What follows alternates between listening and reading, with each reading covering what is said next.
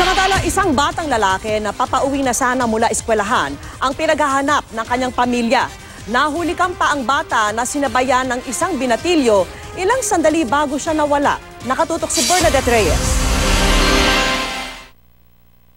Umani na ng halos 40,000 views ang videong ito ng 10 taong gulang na si Rolf Jansen Villanueva na nawala nitong Lunes ng tanghali. Sa CCTV makikita naglalakad si Rolf at pauwi na sana galing sa eskwela. Maya-maya, tila nagmadaling maglakad si Rolf. Sa isang punto, makikita ang isang binatilyong lumabas mula sa isang eskinita. Sandaling pumasok ng eskinita saka muling lumabas hanggang sa sinabayan na niyang maglakad si Rolf. Di na nahagip ng CCTV ang mga sumunod na nangyari. Pero kwento ng isang saksi, imbis na hintayin ni Rolf ang 11 anyos na ate niyang si Fiona kung saan sila madalas magtagpo, nakita raw ng saksi na tumatakbo papalayo si Rolf. May nakausap po akong bata na kasabay niya paglabas.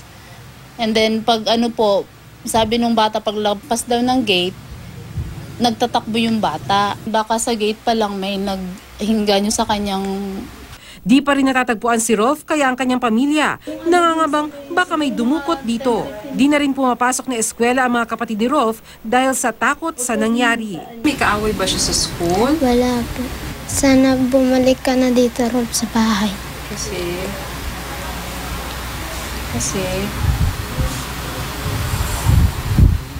Ipinakalat na rin ng pamilya ang mga larawan ni Rolf sa kanilang lugar sa pag-asang makatutulong ito sa paghahanap sa kanya. Nakatimbre na rin sa lahat ng police station sa Metro Manila ang pagkawala ni Rolf. Patuloy naman ang follow-up operation ng Taguig Police sa insidente. Mensahe ng ina ng biktima sa sinumang maaaring kumupkop ngayon sa kanyang anak. Nakikiusap po sana ako kung sino man po yung kumukupkop sa anak ko sa ngayon.